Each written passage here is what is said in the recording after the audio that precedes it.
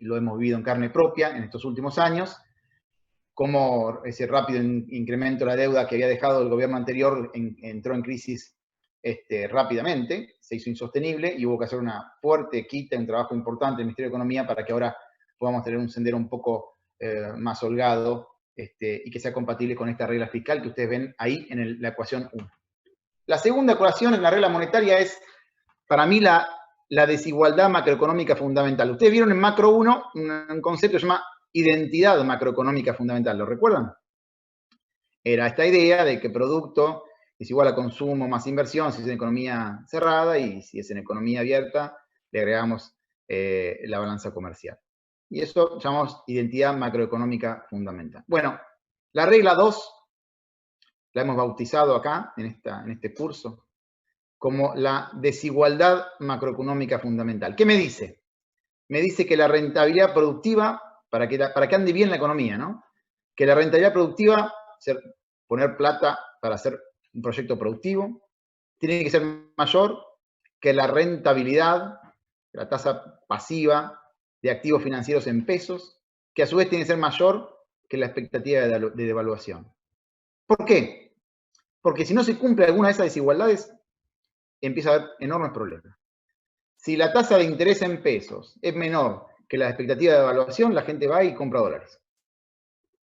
Saca los plazos fijos, se va del mercado financiero tradicional, compra dólares y empieza a aumentar el tipo de cambio oficial, o, si no puede comprar, el blue o el paralelo. Y tenemos corrida cambiaria, aumento de la brecha, y bueno, espiralización inflacionaria y todos los problemas que conocemos cuando las expectativas de evaluación son más elevadas que los rendimientos de los activos en moneda doméstica, en pesos. Pero supongamos que hay expectativas de evaluación muy altas y queremos solucionar el problema aumentando mucho la tasa de interés en pesos. Decir, bueno, con eso yo logro que la gente prefiera estar en pesos y no en dólares, pero son tan altas que se van las dos más arriba que la rentabilidad productiva. Bueno, ahí la economía también empieza a andar mal, porque si me conviene más poner plata en un plazo fijo y no en una actividad productiva, bueno, la pregunta es ¿quién va a ponerse a producir? Mi viejo era gerente Techin, antes de jubilarse, que estuvo en Propulsora y manejaba la parte financiera, acá en la parte en Propulsora siderúrgica, en Ensenada. Y siempre me decía que tenían reuniones con el CEO de la empresa, antes no se le decía CEO, gerente general, con el gerente de producción y la gerente financiera. Y bueno, el gerente general le preguntaba a los dos, díganme qué proyectos tienen. Y esto es una vez por mes. Y el de producción le traía distintos proyectos con distintas rentabilidades, y mi viejo, la parte financiera, le traía distintos proyectos con distintas rentabilidades. Si los proyectos financieros eran más altos que los de producción, se cortaban los proyectos productivos. Y eso estamos hablando de una empresa como Techin, que es una empresa productiva. Estamos hablando de 30 años atrás, 40 años atrás. Es decir, siempre ese arbitraje existe, en todo sentido. Entonces, digamos, si uno quiere solucionar la corrida cambiaria, en este caso que haya una fuerte expectativa de evaluación, aumentando mucho las tasas de interés, como en su momento hizo Federico Sturzenegger en la primera etapa, digamos, bueno, casi todo su mandato al Banco Central para contener la corrida cambiaria, puede ser que contenga la corrida cambiaria transitoriamente, pero el problema es que si eleva mucho la tasa en pesos para que no se vayan de pesos a dólares, y lo eleva mucho más que la rentabilidad productiva, nadie produce, empieza a caer la economía, empieza a caer la producción, y entonces ese ratio que ven arriba, D sobre Q, empieza a aumentar, porque si cae el producto, aumenta D sobre Q, que es lo que está arriba. Entonces se empieza a deteriorar la regla fiscal, empieza a haber más expectativas de default, se empiezan a ir capitales, es todo un gran problema. Moraleja, hay que cumplir la regla 2, y para cumplirla es casi una obra de ingeniería, porque habrán visto en el ejemplo que le di que no es sencillo, que no se soluciona todo subiendo la tasa, y que tiene que cumplirse cada una de esas dos desigualdades. La expectativa de evaluación tiene que ser menor que los retornos de colocaciones en pesos, pero estos tienen que ser menores que la rentabilidad productiva. Si no, hay bicicleta financiera y no hay rentabilidad productiva, puede contener transitoriamente los problemas macroeconómicos, pero enseguida empieza a caer el producto y la inversión y tenés más problemas que antes. La tercera regla es una regla de carácter productivo, que es la más compleja de entender, pero la vamos a ir viendo a lo largo de la cursada en las próximas clases, que es que la tasa de crecimiento del producto, para que ande bien la economía, para que no haya grandes problemas ni externos ni internos, tiene que ser mayor que la ley de Ockham, pero tiene que ser menor que la ley de Thirlwall. De vuelta. La tasa de crecimiento del producto, de la economía, tiene que ser mayor que la ley de Ockham, menor que la ley de Thirlwall. Parece un contrasentido. Ustedes me dirán, pero ¿por qué no la llevas a infinito? Digamos, si crece mucho el producto, dale que va, porque finalmente va a caer el desempleo, aumenta mucho la producción, tenemos más empleo, menos desempleo, menos pobreza. ¿Por qué tiene que ser menor que algo? Yo entiendo que, por ejemplo, que puede ser mayor que la ley de Ockham. La ley de Ockham lo que me dice es cuál es la mínima tasa de crecimiento que tengo que tener para que no aumente el desempleo. Con lo cual es razonable, que en general es un 2%, en Argentina un poco más, casi un 3%. En general, y de vuelta, es otra cosa que se tiene que estimar empíricamente en cada país. En Argentina, las estimaciones dicen que más o menos el 3%. O sea que si no crecemos al menos al 3%, aumenta el desempleo. Ahora, ¿por qué no crecer al 20%? ¿No? O al 30%. En general ustedes dicen, bueno, no se puede. Bueno, ¿por qué no se puede crecer a lo máximo que se pueda? 8, 9 tasas chinas.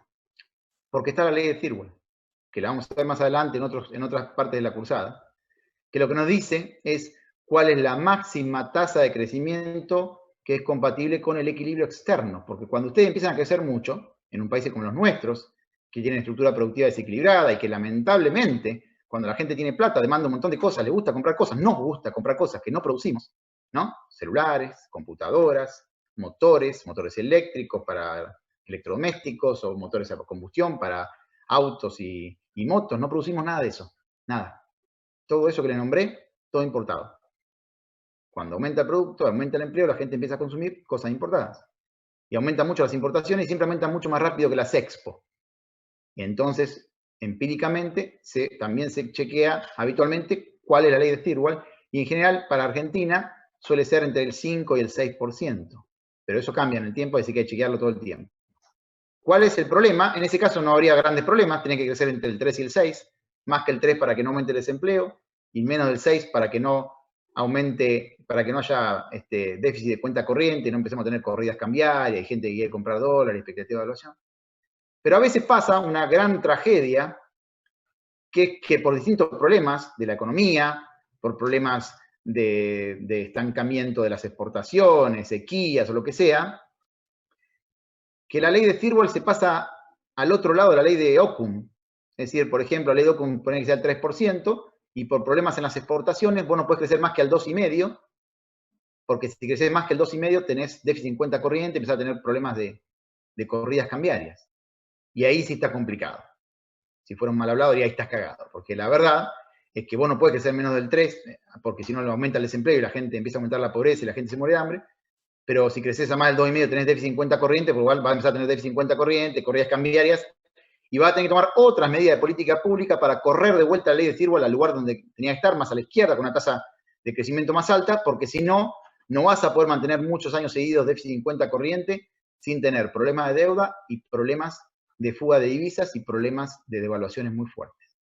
Así que en lo posible hay que mantener G, la tasa de crecimiento del producto, entre la ley de Ockham y la ley de Thirlwall, pero para eso hay que garantizar que la ley de Thirlwall sea mayor que la ley de Ockham, lo cual no siempre en economías como las nuestras.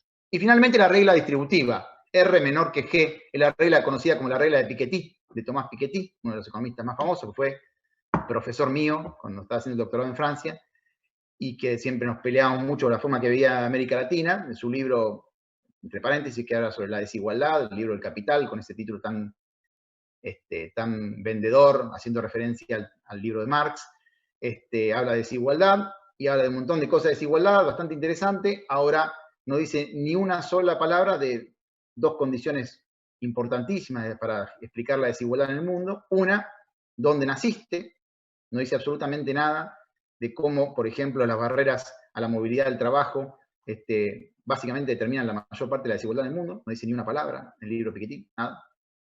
No es un problema, los europeos creen que no es un gran problema que haya barreras a la movilidad de la gente, que tenga que pedir visa y que te rechacen la visa, que no te puedas ir, y que la gente tenga que tomarse un barco y se muera. Eso no genera desigualdad, cuando todos los estudios que saben del tema saben que si vos tenés el capital que se puede mover libremente y el trabajo no, bueno, cae la remuneración al trabajo. Lo van a ver también en comercio internacional, en microeconomía 2, eso es de un curso de segundo año de la facultad. Bueno, en Piketty eso no habla mucho, no dice que hay que eliminar las barreras a la movilidad del trabajo, capaz por problemas políticos que podría tener en su país de origen, y tampoco habla nada acerca de las desigualdades de género, ni una sola palabra en el libro. Pero sí nos dice que R tiene que ser menor que G para que no aumente la desigualdad de manera indefinida. ¿Qué es R? R, la tasa de rendimiento del capital financiero, tiene que ser menor que G, que la tasa de crecimiento del producto, porque básicamente lo que nos dice es que R es lo que remunera a los ricos, al capital, y G en general está muy asociado con el crecimiento del empleo y los salarios, así que es lo que remunera a los trabajadores. Si R es mayor que G, hay problemas. ¿Qué problemas? La desigualdad. ¿Y por qué lo pongo como un problema macro, la desigualdad? Si, bueno, es un problema social. No, no, no. La desigualdad es el principal problema macroeconómico, más que cualquier cosa. Porque la desigualdad lo que genera es que no haya ningún consenso institucional. Cuando hay un país con mucha desigualdad, todas las instituciones van a cambiar cuando cambie el gobierno. Porque no hay ningún consenso. Porque nadie está de acuerdo. Solamente está de acuerdo el que está en el gobierno durante un tiempo, de que sea esa la distribución de ingresos, pero el resto de la gente está esperando que cambie el gobierno para cambiar absolutamente todo porque está completamente en desacuerdo en cómo está la distribución del ingreso. Y cuando uno cambia permanentemente en las instituciones, en particular los impuestos, el tipo de gasto, la estructura del sector público, la estructura de las empresas del Estado, todo el tiempo la cambia, eso perjudica notablemente al crecimiento económico, notablemente a la dinámica de la inversión tanto pública como privada, y es un verdadero problema macroeconómico. Entonces, en general, si uno cumple con estas 4 reglas, tiene una economía que anda mucho mejor. Y ahí vendría una pregunta sencilla. ¿Y por qué no se hace? Bueno, porque es extremadamente difícil para economías latinoamericanas con los problemas productivos que tienen. Es extremadamente difícil. Por ejemplo, miren la ecuación 2. ¿Cuál es el problema con la ecuación 2? Es que si la rentabilidad productiva no es muy elevada, es prácticamente imposible que esté por encima de la rentabilidad financiera en pesos y por las expectativas de evaluación. Y entonces vos tenés un país que solamente tiene, por ejemplo, rentabilidad elevada, productiva en el sector primario, pero en toda la industria no, tiene entonces una rentabilidad productiva muy, muy baja. ¿Cómo haces para que se cumpla la desigualdad de la ecuación 2? R-PRO se te tiende a ir a la derecha. Y entonces decís, bueno, bajo la tasa. Listo, bajo la tasa. Pero si bajo la tasa y me cae por debajo de la expectativa de evaluación, empieza a haber corridas cambiarias. ¿Se entiende, no? Entonces, bien, Valentina tiene una pregunta. ¿La desmuteo? no la vi. No la vi, perdón. Ahí no la desmuteo. Desmutea vos, por favor, sí. Mil disculpas. Gracias. ¿Se escucha? Se escucha perfecto. Muchas gracias. Buenas noches, primero, antes que nada. Demian, quería preguntarte una cuestión que estabas mencionando hace un rato sobre importaciones y exportaciones. Yo ya cursé comercio, economía internacional, y me acuerdo lo que habíamos visto es que más o menos se mueven en la misma dirección, digamos. Si aumentan las IMPO, también aumentan las expo, y al revés. Más o menos en la misma proporción. Y quería preguntar si eso, si está estudiado con datos, si está avalado, que creo que era un teorema de simetría de Lerner, si no recuerdo mal. No, a ver, son dos cosas distintas. ¿Cómo eso afectaría a estas reglas que se mencionan? Sí, a ver, es una buena pregunta. Hay un montón de evidencia empírica variada que rechaza y acepta esa hipótesis, depende del país y depende del momento. Para el caso específico de América Latina, uno diría que depende el tipo de análisis econométrico que uno hace. Si uno hace un análisis de cointegración, es un análisis de largo plazo, en general sí es cierto que en largo plazo no se pueden disociar mucho las dos variables, porque tendrías un brutal superávit de balanza comercial o un brutal déficit, y en el primer caso sería demasiado costoso, porque si tienes mucho superávit de balanza comercial significa que las importaciones son muy bajas, se está diciendo que la producción es muy baja y el empleo muy bajo y tendrías mucha pobreza. Seguramente, como pasa ahora en Argentina, en este contexto de pandemia, cayó mucho el producto, cayeron mucho la absorción y el consumo, y cayeron enormemente las importaciones. Tienes un superávit enorme de balanza comercial, pero producto de algo que no es realmente sostenible, porque si el año que viene estamos de vuelta con este nivel de producción y este nivel de empleo, la pobreza va a estallar y va a haber enormes conflictos sociales. Seguramente el Estado, la política pública va a implementar distintas políticas para que eso no pase. Ahora, cuando empieza a subir la producción, van a empezar a subir las importaciones y van a converger nuevamente con las expo, lo más probable es que las pasen, porque tiene que crecerse bastante para que caiga el desempleo y por lo tanto van a aumentar mucho seguramente las importaciones. Y ahí va el segundo punto. Si entonces a largo plazo suelen moverse más o menos igual, en el corto se mueven totalmente distintos. Las expos son mucho más estables, porque no depende de lo que pase dentro del país. Mucho más estables. En cambio, las IMPO fluctúan violentamente con el nivel de consumo. Entonces, cuando cae mucho el consumo y la inversión, caen mucho las importaciones, y cuando sube mucho, sube mucho. Si ustedes hacen un análisis de grafiquito de IMPO y de expo, van a ver que tienden a moverse a largo plazo parecido, pero que uno se mueve mucho más estable, y la otra, las importaciones, es mucho más volátil. Mucho más volátil, y tienen enormes diferencias en el que duran 2 o 3 años, pero pueden ser muy grandes la diferencia. Bueno, como ahora, ¿no? Que cayó enormemente la Simpo, y la Cespo no, y tenemos el segundo o el tercer superávit más alto de la historia.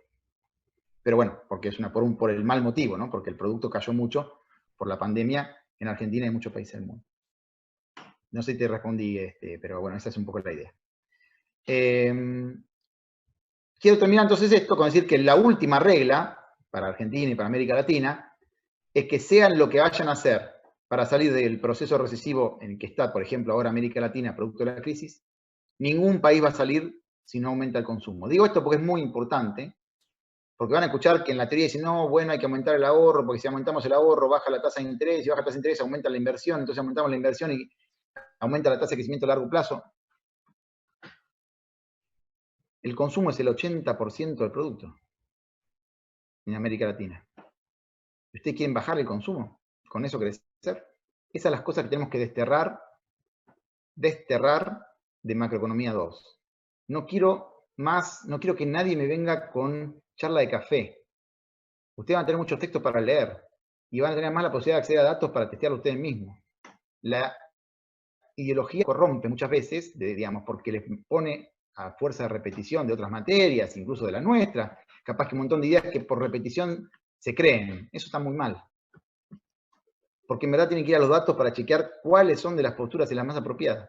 En el punto acá es que en América Latina, donde el consumo es el 80% del producto, y ustedes quieren hacer, y ustedes no, digo, la persona que dice, no, bueno, en verdad lo que hay que hacer es aumentar el ahorro para que se crezca más, quiere hacer, por lo tanto, caer el consumo.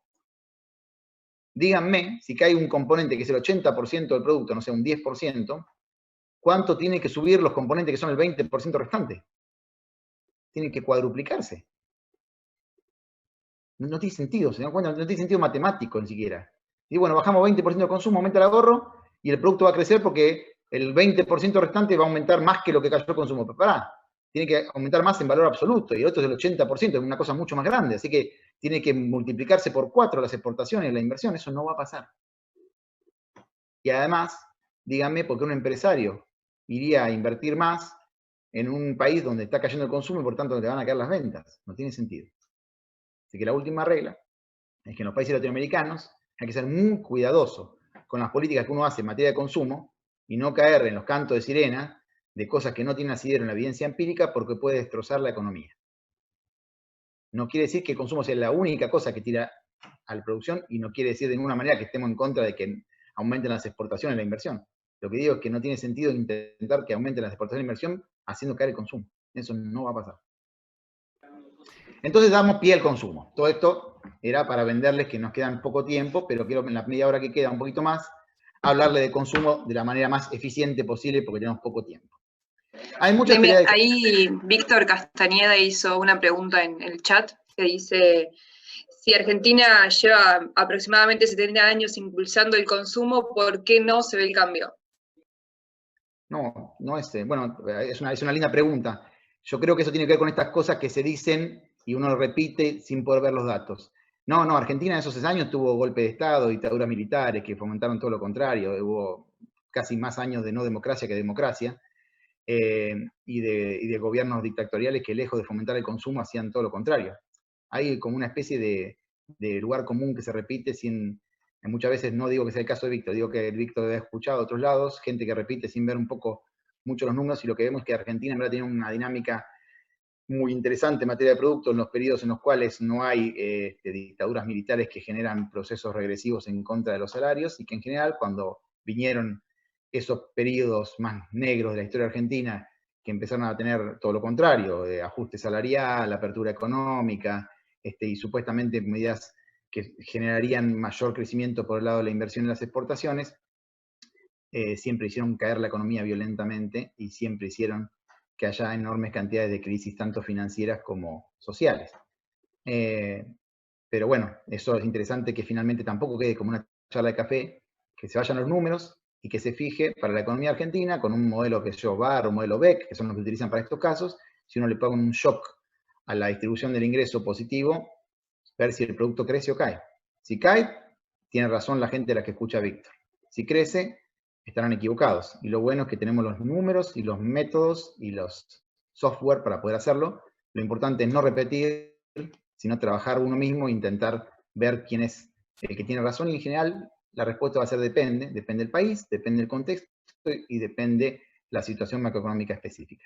Lo que sí es cierto que para Argentina no hubo 70 años en ningún momento de políticas que forman el consumo. Argentina tiene 200 años de historia, no mucho más, y la enorme mayoría de los años tuvo problemas democráticos, por así decirlo, que horadaron cualquier intento de generación de instituciones que pudiesen llevar a buen puerto la economía argentina. El principal para mí, esto es una impresión de la economía argentina, no es si es peronismo, radicalismo, macrismo, etcétera, sino que no pudimos mantener un contexto democrático donde los diferendos se puedan solucionar, institucionales y económicos se puedan solucionar donde tienen que solucionarse, y cuando se rompió eso, vinieron los peores años para la economía y para la sociedad, y en particular en esta discusión donde vinieron el proceso de endeudamiento y un montón de problemas que hoy tenemos, vinieron esos años negros de la historia argentina.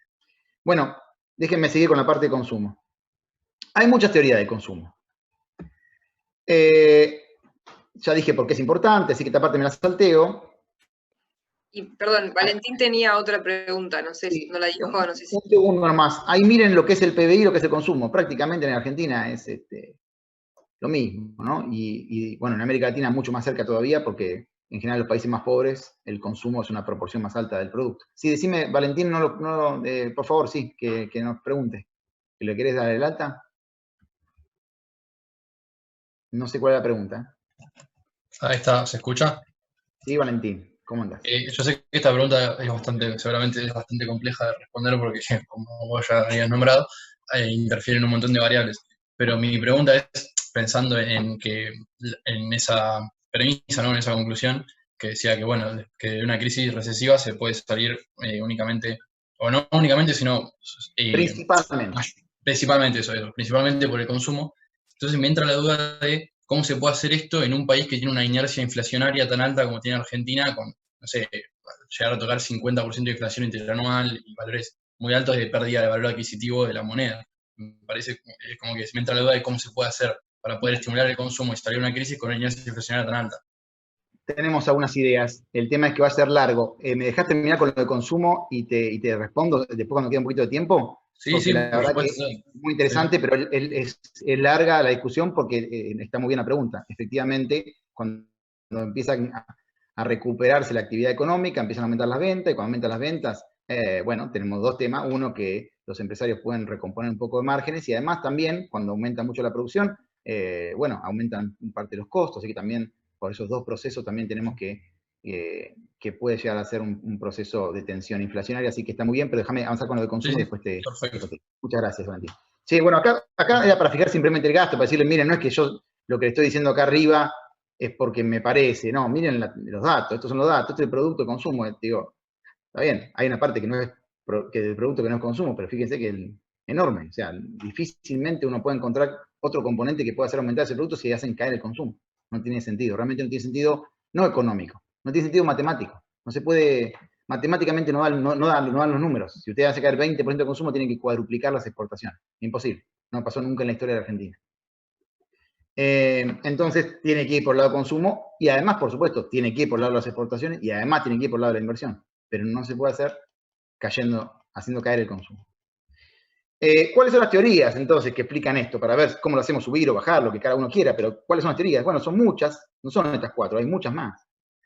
Pero estas cuatro son las que son más representativas de las distintas escuelas de pensamiento y sobre todo de la cantidad de papers y estudios que hay al respecto. Tenemos dos más bien de grado macroeconómico, la keynesiana y la del consumo por mimetismo, digamos, voy a explicar que es el de Dasenberry. Y la teoría por agentes individuales más neoclásicas, que son la de Modigliani y Brumberg, de ciclo de vida, y la de Friedman. Ahora, vamos a ver un poquito la idea central para poder ir al modelo final, porque si no vamos a tener poco tiempo. La teoría keynesiana, más allá de lo que dice Keynes, que está acá, es esta que ustedes ya conocen, lo vieron en Introducción a la Economía, lo vieron en Macro 1, incluso en otras materias, nos dice, esa ley psicológica fundamental, que cuando aumenta el ingreso la gente consume más, pero en una cantidad menor. Es decir, si tengo 10 pesos más, voy a aumentar mi consumo, pero no en 10, quizá en 8, quizá en 7, quizá en 9, dependiendo de algunas características que después van a discutir, pero sobre todo dependiendo de cuán rico, cuán pobre sea ese país. Si es un país muy pobre, lo más probable es que cuando le llegan 10 pesos gaste casi 9,50. Y si es un país más bien rico, puede ser que gaste 6. En cualquier caso, lo que va a cambiar es la pendiente de esta curva, y la que la ordenada de origen es el consumo autónomo que una persona, una familia, una sociedad tiene que hacer igual aunque no tenga nada de ingreso, porque si no se muere de hambre. Y la pregunta, bueno, pero si yo no tengo ingreso, ¿cómo consumo esto? Bueno, como Afganistán. Es decir, básicamente, digo porque Afganistán consume el 120% de su producto, pero ¿cómo consume el 120%? Sí, el 20% lo ponen los países que están invadiendo, digamos. Y así pasaron muchos países que fueron colonias y que son muy pobres. Caso de Haití, a veces pasa lo mismo.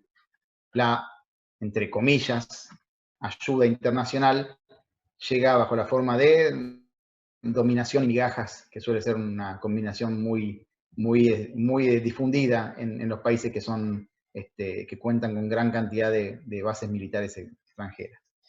Esta es la función de consumo keynesiana. La de Dasenberry, que no le puse la parte matemática, que está acá, pero porque es la parte del modelo, solamente esto es, lo que dice es, sí, está bien lo que dice Keynes, que el consumo aumenta con el ingreso, pero, digamos, lo más probable, y acá se parece un poco a Friedman, es que aumenta con el ingreso permanente muchas veces, una cosa más de varios periodos, no con uno solo, pero sobre todo responde al ingreso relativo. La parte más importante que quiero que recuerden de Dasenberry es, a Dasenberry le importa el ingreso relativo. Y dice que cuando aumenta el ingreso, aumenta un poco menos que lo que diría el modelo keynesiano, el consumo, porque si bien aumenta por la propensión marginal a consumir, que eso podría ser similar al caso keynesiano, en verdad lo que dice es que cuando aumenta el ingreso relativo de una familia, si es que no aumentó de todas las familias al mismo tiempo, supongo que aumentó solamente para una familia en particular, por ejemplo, entonces aumentó su ingreso relativo, aumentó el IIT, pero el IT no, o sea, el promedio de la sociedad no aumentó, le aumentó a esa familia. Entonces su ingreso relativo aumentó. Cuando aumenta el ingreso relativo, la propensión marginal a consumir cae. Cuando uno se vuelve más rico que el resto, consume más, pero en proporción de cada 10 pesos adicionales que tiene, no se gasta lo que se gastaba antes. Ahora se vuelve un poco más rico y ahorra un poco más. ¿Está bien? Entonces, el aporte a la visión keynesiana es que además de tener esta cosa general, que depende del ingreso, en este caso el consumo depende del ingreso agregado general, en el caso de Dasenberry responde además al ingreso relativo. Esto es muy importante. Eso en el paper habla de keeping up with the Joneses, que mantenerse con los Joneses, que en la jerga norteamericana es mantenerse con el vecino, mantenerse con mi grupo social de referencia. Lo interesante es más bien al revés de análisis. ¿Qué pasa cuando cae el ingreso? Lo que dice este modelo, que cuando cae el ingreso, el consumo cae menos. ¿Por qué cae menos que en el caso keynesiano? ¿Por qué? Porque la gente, por más que le cayó el ingresos, sigue queriendo mantener el mismo estilo de vida que tienen sus grupos sociales de referencia. ¿Y qué hace? Bueno, se desendeudará, gastará ahorros, pero trata de no ajustar tanto el consumo como cayó el ingreso, porque quiere mantenerse con su grupo social de referencia. Su ingreso relativo cayó y por lo tanto su propensión marginal a consumir sube a los efectos de que el consumo total se mantenga parecido al consumo de sus amigos. Y esto es una cosa que puede parecerle menor, pero es sumamente importante. Y usted dice, ¿qué tiene que ver esta boludez con la cuestión macroeconómica? Todo. Porque si hay un problema que tiene Argentina, enorme problema que tiene Argentina, es que buena parte de los desequilibrios recurrentes que tiene la cuenta corriente es porque a todos nos encanta mantenernos con el vecino. Además que nuestro vecino no es el vecino literal, sino que a todos nos encanta, cuando tenemos plata, mimetizar el mismo patrón de consumo de lo que nos venden a partir de redes sociales, canales de televisión, YouTube, bueno, etcétera. Y entonces mimetizamos, y nosotros acá en Argentina lamentablemente no producimos casi nada de eso, y a todos nos gusta, a todos no, pero a unos cuantos les gusta tener un iPhone y tener la PlayStation 5 y tener el auto híbrido que trajo nuevo Renault y un montón de boludeces así semejantes. Y ese patrón mimético es exactamente lo que describe Dasenberry en el modelo. El tema es que cuando se generaliza, y mucha gente en la economía tiene ese patrón de consumo mimético, pero no es el propio país el que define cuál es el patrón de consumo, sino otros países, bueno, ahí se complica enormemente la macroeconomía, porque cuando le das un peso a la gente, en vez de comprar cosas que se producen en el país, se lo gasta comprando cosas que se producen afuera. Sí, acá me están pidiendo de vuelta. Nicolás, te acabo de desmutear. Buenas de vuelta. Profe, sí, tengo otra consulta. A ver, viendo cómo está Argentina hoy en día y lo que produce y tal, ¿cuál sería la solución? Porque claramente no vas a poder consumir todo lo nacional y no creo que tampoco debería, si hay alguien que puede producirlo a la mejor, no sé, mejor calidad y mejor precio en otro país, ¿cuál sería el problema de comprarle a ellos que están afuera y no tratar de hacer todo dentro del país? Es una buena pregunta, y también va a ser larga, te la respondo cortita. Vos lo que estás diciendo es, ¿por qué no hacemos lo que estudiamos en comercio internacional, que es la teoría ricardiana, que dice que si nosotros hacemos lo que somos más eficientes, por ejemplo, soja, y nos ponemos todo el mundo a hacer soja, y hacemos que con esa soja que cuando vendemos agarramos y podemos comprar todo el resto de cosas que se hacen afuera, es que en verdad lo que no te dice ese modelo, porque supone que hay mercados de competencia perfecta y por lo tanto no hay desequilibrios, es cuánta población va a estar ocupada con ese modelo ricardiano. El problema central, digamos, del enfoque ricardiano es que cuando vos haces de esa manera, puede ser que para, digamos, la cantidad de divisas que tenés sea la forma más eficiente de gastarla, pero no es la forma más eficiente de poder tener 40 millones de personas trabajando. Y ahí aparece lo que se llama la diferencia entre las ventajas comparativas y las ventajas competitivas dinámicas. Hay un montón de literatura, sobre todo cepalina, no de la década del 70, sino más nueva, que un poco plantea cómo, incluso en el caso ricardiano, hay distintos escenarios en los cuales hay falla de mercado, problemas de falla de coordinación, etcétera, te plantean cómo vos tenés que desviarte de ese precepto tradicional que trajo tantos pedidos con mucho desempleo en Argentina, ¿no? Porque cuando la gente dice, che, pero en la década del siglo XIX teníamos un modelo solamente agroexportador, después vino Sabio y el peronismo y se quisieron hacer las boludeces esas de la industria y la cagaron. Antes estaba mucho mejor. Lo que no dice la gente es que cuando había solamente producción agrícola, tenían la mitad de la población que estaba excluida del proceso productivo. Y bueno, entonces la pregunta es si vos básicamente querés ser eficiente con la forma en la cual gastas divisas, que es una discusión, y otra cosa es si vos querés tener un modelo que tenga la posibilidad de generar empleo un poco para todos. Y en el marco de eso, digamos, toda la literatura lo que te dice es que cuando vos incorporás esa falla de mercado y esa falla de coordinación, hay incluso validación teórica normal, sin recurrir ni siquiera a postulados sociales, que hacen que sea más eficiente trabajar con procesos de industrialización y no con el modelo ricardiano tradicional. Bueno, seguimos un cachito para adelante. Estamos entonces en el consumo.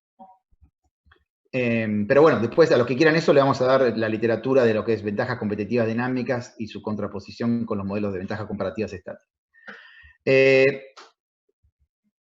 ¿Qué es lo que aportan los modelos más neoclásicos, más tradicionales del enfoque microeconómico?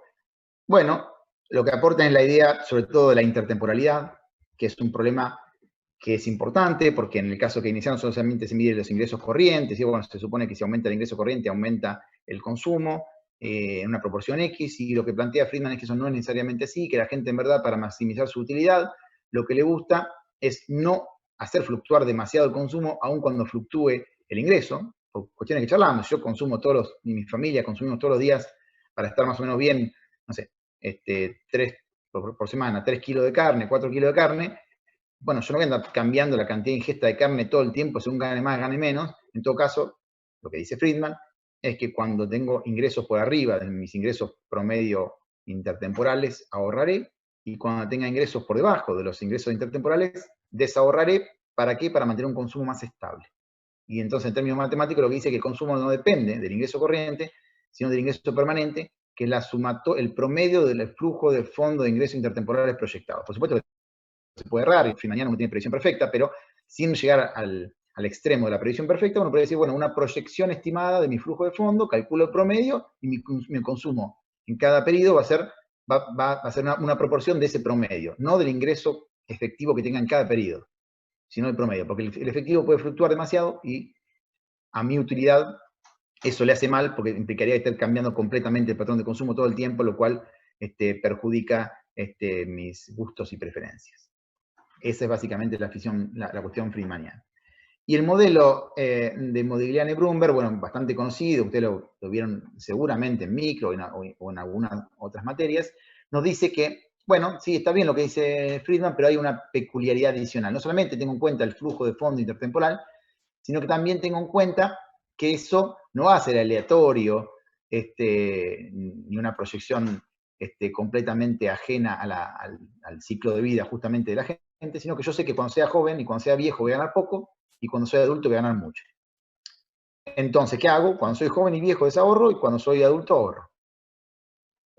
Bueno, hay un montón de discusión al respecto. La pregunta es, cuando soy joven, ¿cómo ahorré? Si no tengo laburo y gano poco, o sea, ¿cómo hago para desahorrar ahí y que alguien me pague si no tengo familia con plata? ¿Quién me va a permitir desahorrar y consumir más de mis ingresos cuando soy joven? Y la segunda pregunta que vamos a abordar es, ¿cómo hago para, en los países donde el sistema financiero tiene enormes problemas de llegar a la mayor cantidad de los hogares? Entonces, por eso, lo que tenemos es ventajas y desventajas de cada teoría. Podemos hablar de las cuatro, pero ahora de las dos principales. La teoría keynesiana es una teoría más apropiada a las economías emergentes. ¿Por qué? Porque las economías emergentes tienen racionamiento de crédito. Racionamiento que significa, yo quiero pedir un crédito y no me dan. No me dan porque trabajo en la informalidad, porque mi empresa vende a 50% de venta en negra, porque tenemos 40 y pico % de trabajadores informales, porque no tengo recibo de sueldo, porque soy monotributista, por un montón de motivos, quiero pedir un crédito y no me dan. Y si no me dan crédito, mi consumo depende de mi ingreso corriente, del que gane este año. Lo que no puedo consumir, no es que puedo pedir un crédito para, si cae el consumo, si cae el ingreso, no puedo pedir un crédito para que me permitan suavizar el consumo, no tiene sentido. En los países pobres, la teoría friedmaniana no tiene sentido porque los pobres no pueden pedir crédito. ¿Está? Entonces la idea de la suavización intertemporal de consumo no tiene sentido en los países más pobres. Pero por el contrario, en los países ricos, vamos a la otra columna, sí tiene sentido, porque son más apropiadas para la economía desarrollada, porque probablemente el argumento de que no estoy queriendo cambiar todo el tiempo el patrón de consumo es razonable. Entonces, si tengo crédito y tengo acceso al crédito, me puedo financiar. Cuando tengo un año malo, imagínense un productor agropecuario, una sequía, tengo un año malo, no voy a decirle a mi familia, bueno, muchachos, mala suerte, este año no pueden comer. No. Pido un crédito, comerán, endeudándome, y haremos las inversiones que corresponden para el año que viene, endeudándome, y el año que viene, cuando venga una buena cosecha, no solamente mantenemos el mismo nivel de consumo, sino que pago la deuda que me comprometí en el periodo anterior. ¿Eso cuándo puede suceder? Cuando uno puede acceder al crédito. Y eso en general es más común y más difundido en las economías desarrolladas. Después, en el caso keynesiano, tiene la ventaja de que no incurre en el error que sí incurre el friedmaniano de creer que las propensiones marginales de consumir son independientes del nivel de ingreso. En Friedman es un error que se plantea en el paper, se plantea que no importa cuánto uno gane, uno tiene una proporción medio independiente de eso, del ingreso permanente que consume. La innovación es el ingreso permanente, pero la propensión marginal a consumir es lo mismo para un pobre y para un rico. Y bueno, y Keynes dice eso no tiene sentido, es un hecho estilizado, uno lo verifica en todas las encuestas de hogares y en la encuesta de consumo, que los pobres consumen una proporción mayor del ingreso que los ricos. Así que eso es la ventaja. Pero ¿cuál es la ventaja, por otro lado, de Friedman? Bueno, Friedman dice, mi modelo da cuenta de la crítica de Kuznets, porque según el modelo de Keynes, que lo ven acá, si ustedes derivan, digamos, si ustedes calculan, dividen todo por I, para calcular el consumo medio de la economía, C sobre I, o sea, dividen de los dos lados de la ecuación, C sobre I, acá queda A sobre I y acá queda más C, chiquita, lo que te dice es que el ratio de consumo promedio en la economía cae a medida que aumenta el ingreso porque te queda acá A dividiendo por I. Acá desaparece la I, pero acá queda una I dividiendo. O sea, cuando aumenta el ingreso, caería el consumo medio. O sea, caería la participación del consumo en la economía. Y lo que dice Kuznets, que hizo una serie de 30, 40 años para la economía norteamericana, el producto creció un montón y sin embargo el ratio de consumo sobre ingreso no cayó.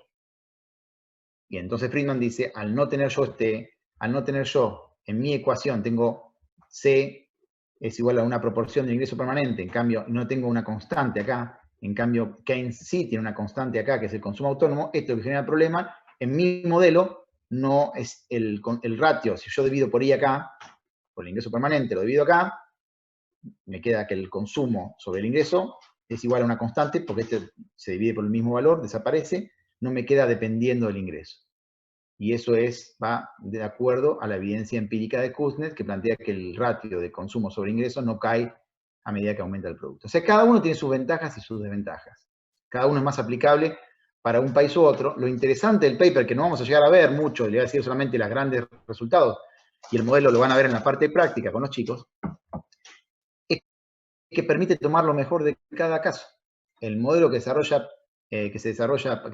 Paley tomando cosas de Duesenberry con cosas de Keynes y Friedman, hace que tenga lo mejor de los dos. Es decir, mantiene un esquema de ecuaciones de consumo donde la propensión marginal a consumir es más grande para los pobres y más chica para los ricos, pero también toma de Friedman que la propensión media a consumir no cae con el nivel de ingreso.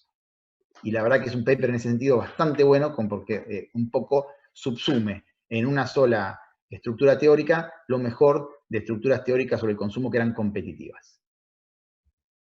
Bueno, la idea central teórica de este modelo de Paley, que mezcla estas tres cosas que le acabamos de mencionar, es modificar simplemente un poquito la ley psicológica fundamental